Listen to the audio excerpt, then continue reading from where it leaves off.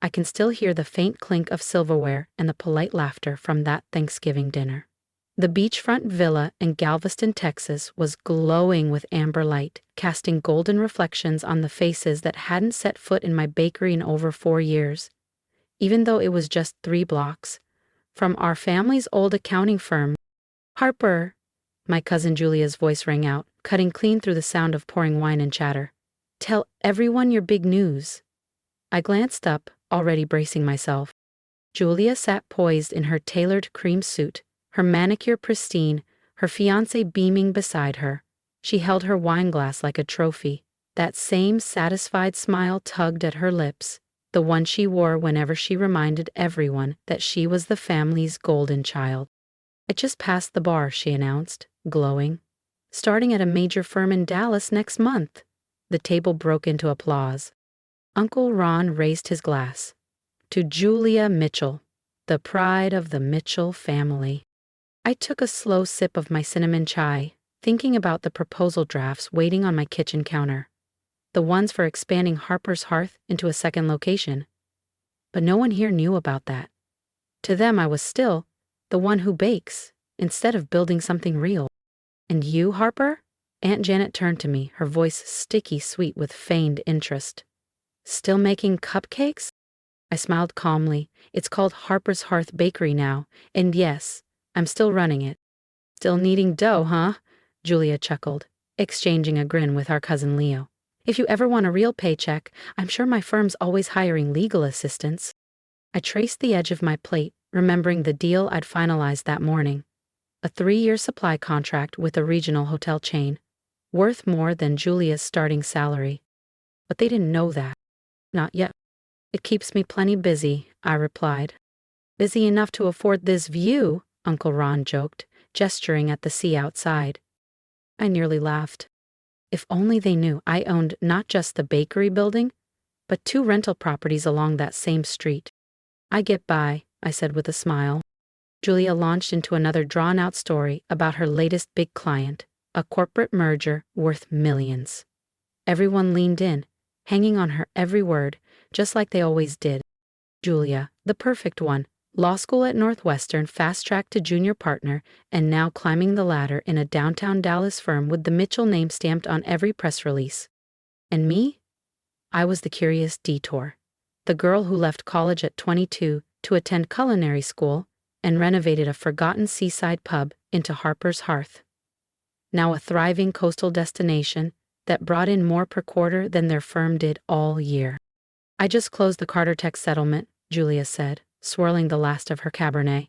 Their legal team looked stunned when I flagged the oversight in their breach clause. Now they've retained us exclusively. I didn't blink at the mention of Carter Tech. If only Julia knew who quietly held a controlling interest in their new headquarters, through a shell company managed by me. I just don't understand it, Grandma murmured later, as I dried the last serving tray. She stood beside me, hands wringing, eyes searching. You're smart, Harper. You could have had all of this. Julia's job, that kind of success. Not everyone dreams of boardrooms and billables, I said, folding a dish towel. But you're capable of so much more, she pressed. Look at Julia. Her designer wardrobe, that new Tesla, that condo in Uptown.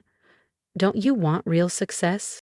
I thought of my penthouse, the one I'd purchased last month through a trust under my investment group. Top floor, ocean view, mortgage-free. I'm happy with my path, I said gently. Grandma frowned. I just worry, she sighed. Restaurants are so unstable. What if you want a family one day? How will you manage? I almost smiled, thinking about my growing portfolio, 6 properties, equity in 2 food startups, and silent capital in a regional grocery chain. The bakery was just my first move, a foundation for something bigger. Later that night, as coats were pulled on and cheeks kissed goodbye, Julia stopped me at the door, standing by the old brass coat. So, she said, tilting her head, still baking, or are you finally ready to do something real? Hey, I meant it about the firm, Julia said, her manicured hand landing gently on my arm. Uncle Ron could get you into compliance. You'd move up quick. Cushy hours, great benefits. Thanks, I replied, with an easy smile, stepping back just enough to free myself. But I'm exactly where I want to be. Julia's smile thinned, just for a second. Harper, seriously, you can't run a bakery forever. Don't you want to be somebody? If she only knew. I was somebody. Bigger than any of them had imagined. And tomorrow, they'd see it for themselves.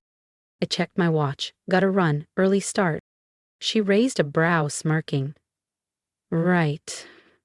Wouldn't want to burn those croissants.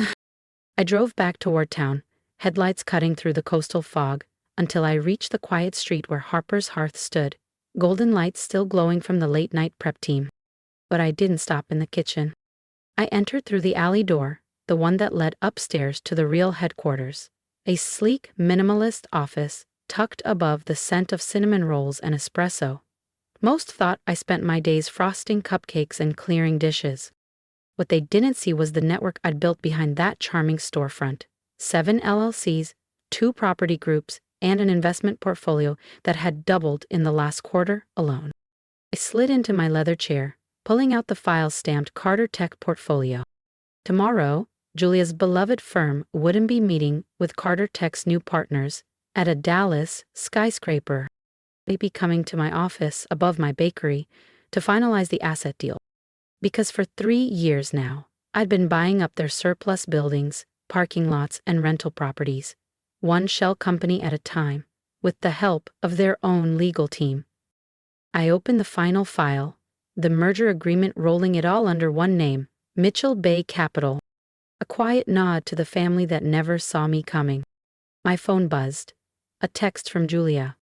Dinner was fun. Heads up, Carter Tech might visit your little shop tomorrow. Don't blow it. They're important. I laughed softly. Yes, Julia. Yes, y'all. I set the phone down without replying, a slow smile spreading across my face. Tomorrow would be unforgettable. The paperwork was straightforward. 5 years' worth of shell companies, land trusts, and joint ventures were finally merging under one name, Mitchell Bay Capital. Once signed, I'd quietly become the largest property owner along the Texas Gulf Coast, from Galveston to Port Arthur, without ever once setting foot in a law office. As I reviewed the final signatures, I thought about Julia's smug smirk over dessert, Grandma's hand-wringing in the kitchen, Uncle Ron's offhand jokes. They had no clue. While they chased promotions and applause, I'd been quietly acquiring the land beneath their very offices. And by tomorrow morning, everything would shift. I pulled into Harper's Hearth Bakery just before sunrise. My manager, Lila, was already unlocking the front door and setting up the espresso machine. The back room's all prepped, she said, handing me a fresh brew. But remind me again, why would a big investor meet here instead of a proper office? I just smiled, taking a sip. Sometimes the biggest moves happen in places no one expects. At 9:00 a.m. sharp, Charles Whitaker stepped through the front door. Despite being one of the most influential commercial developers in the region, Charles wore jeans and a navy quarter zip. No entourage, no briefcase, just the man who'd helped me secure nearly every strategic parcel over the last 4 years. "Morning, Miss Mitchell," he said with a grin. Then, louder, "For show, could I get a cappuccino?" I chuckled, slipping behind the counter. This was our routine. Me, the friendly baker, him, the low-key customer. No one would guess the magnitude of what was about to happen over a cup of coffee. As I frothed the milk, the bell above the front door jingled. I glanced up, and there she was. Oh yeah, impeccable as always, sharp suit, leather briefcase in hand, her heels clicking briskly across the floor. "Mr. Whitaker," she said, surprised, "I wasn't expecting to see you here this early." Charles turned with a calm smile. "I'd prefer to meet where the real decisions are made," he said, casting a knowing glance toward me. Julia blinked. "Wait, what are you doing here, Harper?"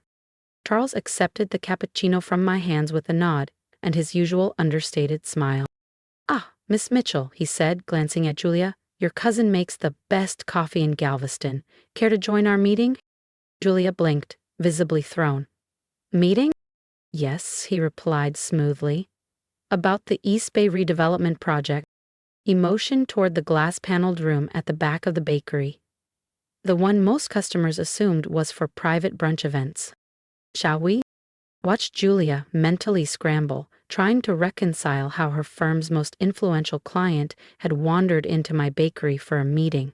Still, her curiosity got the better of her, and she followed us inside. The room was cozy yet professional. A wide walnut table, ergonomic chairs, soft pendant lighting. The only giveaway that this was more than a bakery office was the discreet security camera tucked into the corner and the leather document binder, already waiting at my seat. "I'll need a second witness," Charles said, settling in and retrieving a thick file from his bag. "Perhaps your cousin could assist?"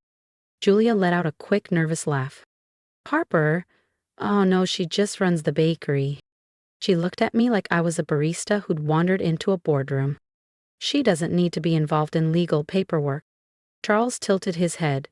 "On the contrary, she's the key party in this transaction."